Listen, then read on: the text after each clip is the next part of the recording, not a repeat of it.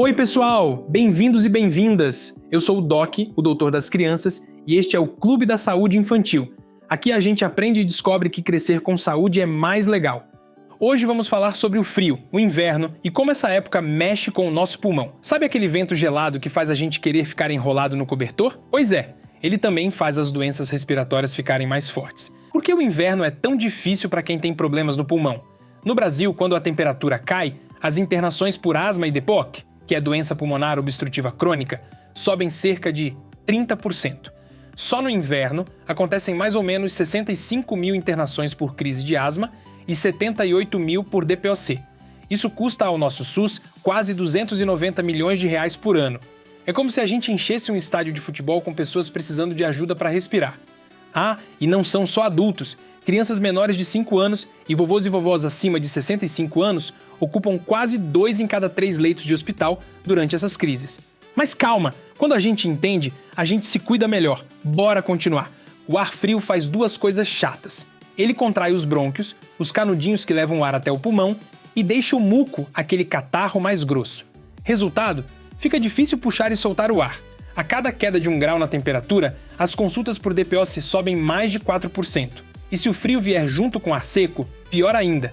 Léo me contou que quando a temperatura caiu 5 graus de um dia para o outro lá no bairro dele, 3 vizinhos foram parar no pronto-socorro com falta de ar. Isso bate com os estudos.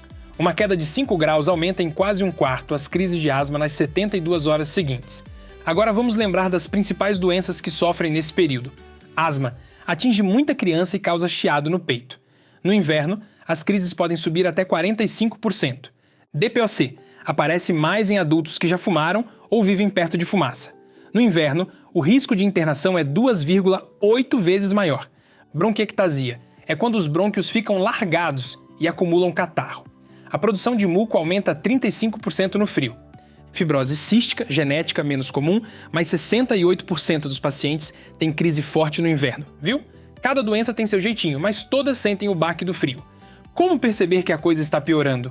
Fique de olho em 4 sinais de alerta. Respiração mais rápida que o normal. Tosse que não vai embora.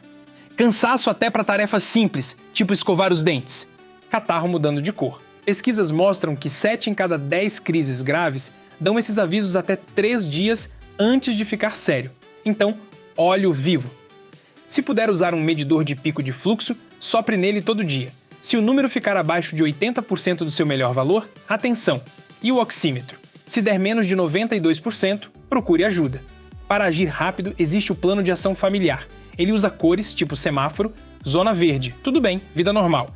Zona amarela, sinal de alerta, aumento da tosse, chiado leve. Zona vermelha, emergência, falta de ar forte, falar só por palavras curtas. Cada família escreve num papel o que fazer em cada cor, qual remédio usar, quem ligar, para onde correr.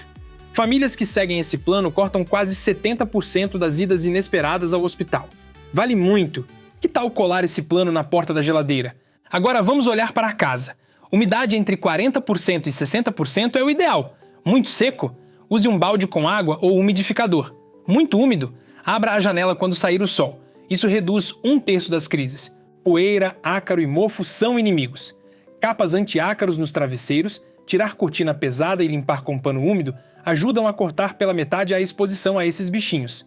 Nina achava que mofo era só manchinha feia na parede, mas agora ela sabe que é um exército invisível que faz o nariz entupir. E os remédios? No frio, às vezes o médico aumenta a dose do corticoide inalado ou adiciona um broncodilatador de longa ação. Importante mesmo é a técnica. 7 em cada 10 pessoas usam o inalador do jeito errado. Sempre agite, encaixe na boca, aperte e respire fundo. Depois segure o ar por 10 segundos. Se puder, use espaçador, aquela trombeta de plástico. Ela multiplica em até 5 vezes a quantidade de remédio que chega ao pulmão. Ah, não esqueça de olhar a validade do remédio e limpar o bico com um pano seco. Agora vamos falar de comida de verdade e água. Um prato colorido com peixe rico em ômega 3, folhas verdes e frutas cítricas ajuda a baixar a inflamação. Quem segue um padrão parecido com a dieta do Mediterrâneo tem 35% menos crises. E água? Precisamos de mais ou menos 1 copo de 200 ml a cada hora em que estamos acordados, mas pode variar.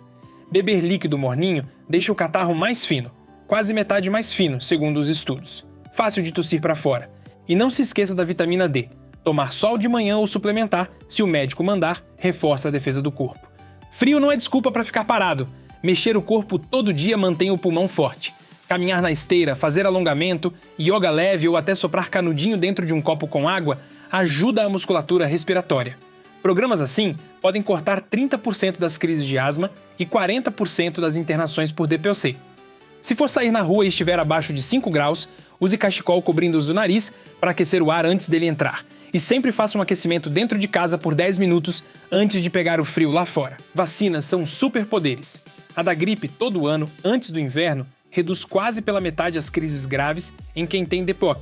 Já a pneumo, aquela da bactéria pneumococo, diminui em 75% as pneumonias mais perigosas. Se o médico recomendar, vacine também contra a coqueluche. E lembre-se, lavar as mãos, usar máscara em lugares cheios e manter distância de quem está com tosse ajudam muito. Escola e trabalho também entram no jogo. Combine com a professora ou com o chefe um documento explicando a doença, os remédios e o que fazer numa emergência. Escolas que treinam a equipe reduzem quase pela metade o número de faltas das crianças com asma. E no trabalho, a lei garante adaptações simples, como ambiente sem fumaça e horários flexíveis em dias de crise. Agora, vamos falar da cabeça e do coração. Estresse faz mal para o pulmão. Quando a gente fica ansioso, o corpo solta substâncias que inflamam ainda mais as vias aéreas. Pessoas que aprendem a respirar pelo diafragma, fazer relaxamento e mindfulness têm até 60% menos ansiedade e respiram melhor. Vale parar 10 minutinhos por dia, fechar os olhos, inspirar pelo nariz contando até 4 e soltar o ar pela boca em 6 segundos. Se o medo ou a tristeza forem grandes, converse com um psicólogo ou médico. Cuidar da mente ajuda a cuidar do ar que entra e sai. Por fim, vamos montar o kit emergência. Ele precisa ter broncodilatador de ação rápida com espaçador, corticoide em comprimido que o médico já receitou, oxímetro, medidor de pico de fluxo, termômetro e uma folha com um plano de ação em cores. Guarde tudo na mesma bolsinha, fácil de achar. Se o pico de fluxo cair para menos da metade do seu melhor número, se a saturação ficar abaixo de 92%, ou se você não conseguir falar frases inteiras, use o remédio de resgate e ligue para o SAMU, número 192, na hora. Quem treina esse protocolo em casa reduz em 40% o tempo até chegar ajuda. Ufa! Viu quanta coisa cabe em 15 minutinhos? Mas é assim, informação vira proteção. Resumindo rapidinho, frio piora as doenças respiratórias, mas com plano, casa preparada, remédios certos, comida de verdade, corpo em movimento, vacina no braço, cabeça tranquila e kit na mão, a gente vence o inverno. Se você gostou, compartilha com seus amigos e amigas e segue a gente nas redes sociais. É só procurar @Clube da Saúde Infantil e tem um monte de conteúdo legal sobre saúde esperando você. Um abraço do Doc e até o próximo episódio.